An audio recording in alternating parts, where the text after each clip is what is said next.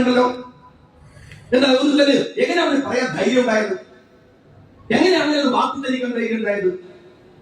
എങ്ങനെയാണ് അത് സാധ്യമാവുന്നത്? ഇത്രമേൽ അപകടകരമായി സംസാരിക്കാൻ സ്റ്റേറ്റ് അതിന്റെ ഉത്തരവാദിത്വം നിർവഹിക്കില്ല എന്ന ധൈര്യം ആരൊക്കെ?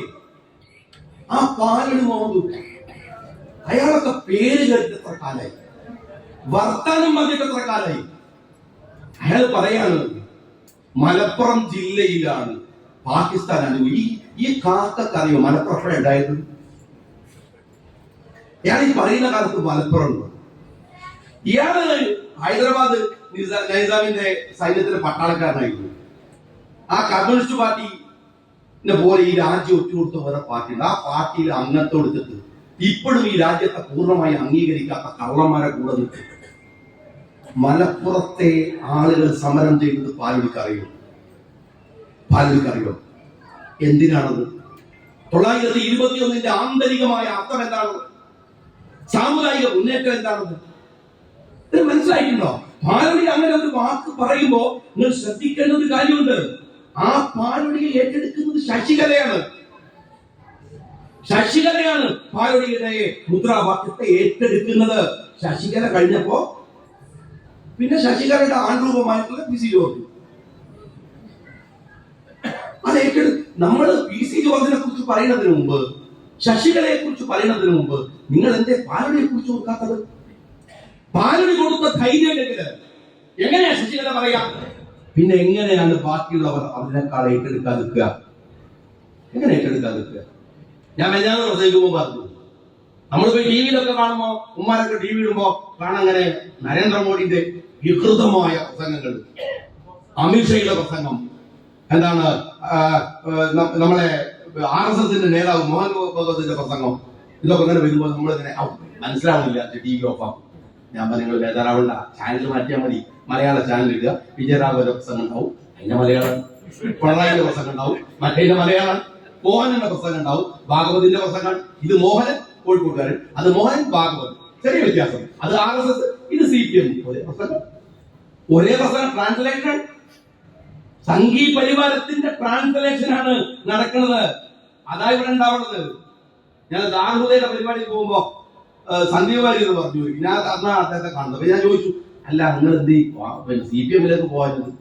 സന്ദീപ് വളരെ സിമ്പിൾ ആയിട്ട് എന്നോട് ചോദിച്ചു, ഒരു ചേഞ്ച് ആർക്കും ഇഷ്ടമില്ലാത്തത്. ഞാൻ CPM-ലേക്ക് പോയാൽ ചേഞ്ച് ആവില്ലല്ലോ. അവിടുത്തെ ഇതന്നല്ലേ ഈ 10 വർഷം വേറെ ഒരു ചേഞ്ച് ആർക്കും ഇഷ്ടമില്ലാത്തത്. അവിടെ കോൺഗ്രസിലേക്ക് വരുന്നതാണ്. മറ്റേ ചേഞ്ച് അല്ല, ഒരേ സാധനമാണ്, ഒരുപോലെയാണ്, ഒരേ രൂപത്തിലാണ്. ഞാൻ പറയണത് ഇതുവർക്ക് നഷ്ടമാണെന്ന് പോലും മനസ്സിലാവില്ല.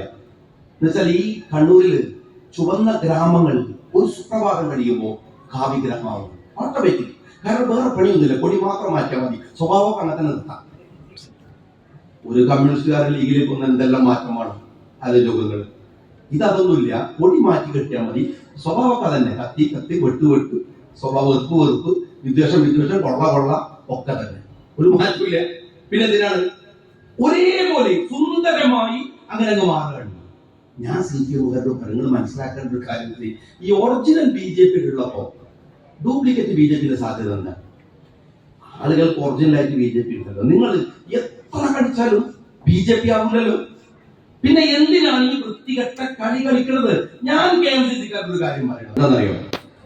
നമ്മൾ ഇങ്ങനെ ഒരുമിച്ച് ഒരു സംഘമായി, ഒരു വോട്ട് ബാങ്കായി, ഒരു പൊളിറ്റിക്കൽ പവറായി നെഞ്ചു വിരിച്ച് നമ്മൾ ഇവിടെയുണ്ട്. അങ്ങനെ അങ്ങ് പറഞ്ഞു പോകുന്നത് അബദ്ധമാണെന്ന് ചർച്ച കഴിഞ്ഞതിന് ശേഷമെങ്കിലും തോന്നുന്നുവെങ്കിൽ അതിന് ഈ കൂട്ടായ്മ എന്ന് പറയുന്ന സംഘശക്തിയുടെ വിലയുണ്ടെന്ന് നിങ്ങൾ മനസ്സിലാക്കണം.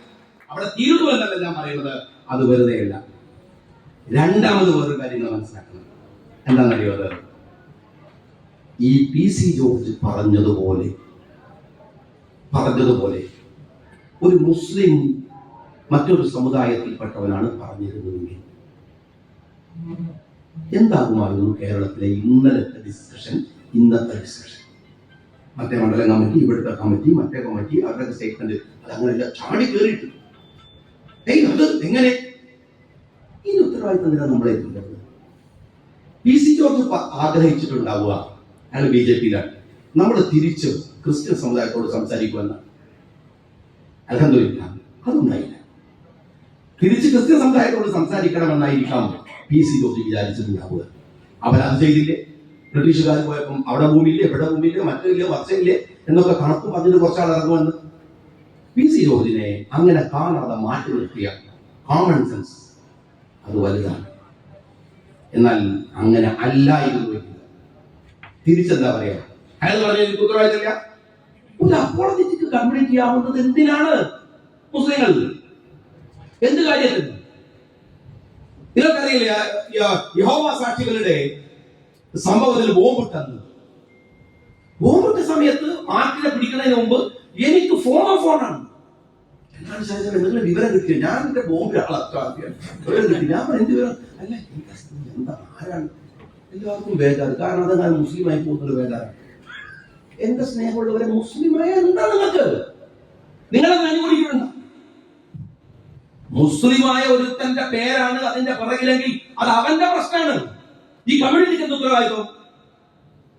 ഒരു മുസ്ലിം പേരുള്ളവൻ ചെയ്യുന്ന തോന്നിയാസത്തിന്റെ മുഴുവൻ ഉത്തരവാദിത്വം ഏറ്റെടുക്കാൻ നിങ്ങളാര്?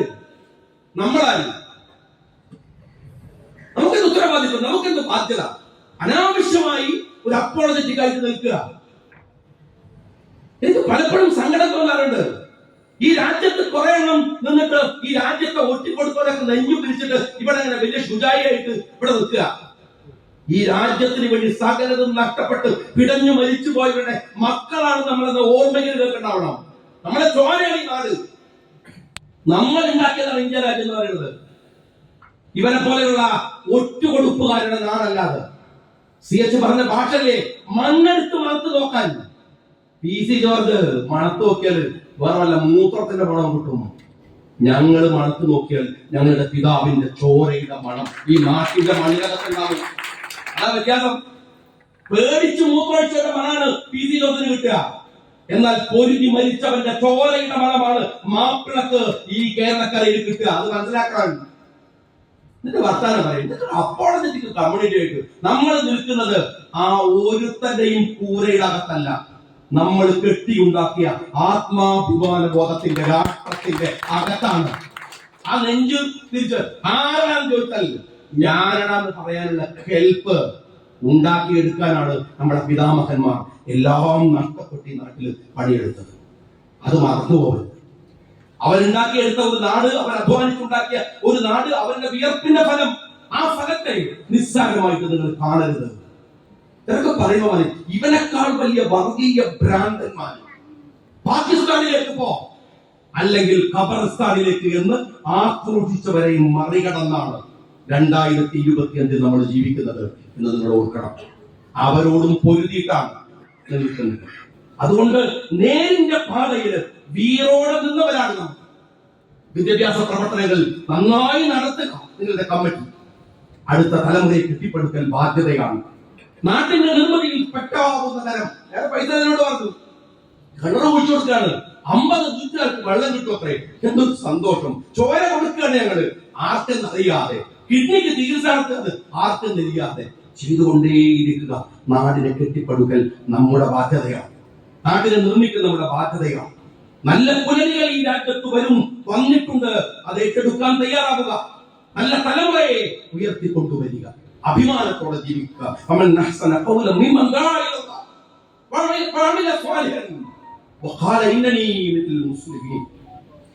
മുസ്ലിമാണെന്ന് പറയുമ്പോഴുള്ള ആത്മാതിരേകമുണ്ട്, അന്തസ്സുണ്ടല്ലോ, അഭിമാനമുണ്ടല്ലോ. ഒരു തെമ്മാടി കൂട്ടത്തിന്റെ മുമ്പിലും പണയം വെക്കാതെ ഇന്ത്യയുടെ മണ്ണിൽ ജീവിക്കാനുള്ള ആത്മബോധത്തിന്റെ പേരാണ് നിങ്ങൾക്ക് ഖായിദെ മില്ലത്ത് സമ്മാനിച്ച ഇന്ത്യൻ യൂണിയൻ മുസ്ലിം ലീഗ്. അഭിവാദ്യങ്ങൾ